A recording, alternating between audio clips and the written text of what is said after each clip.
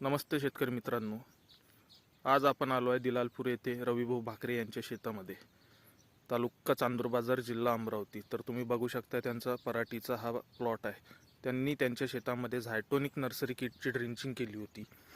आपण इथे बघू शकतोय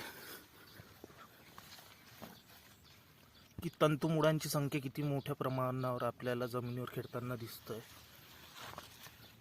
अक्षरशः मुळा या जमिनीवरती आपल्याला खेळताना दिसत आहे आणि याच मुळा जे आहे आपल्या जमिनीत पडलेलं अन्नद्रव्य जे आहे ते उचलून द्यायला मदत करून देते।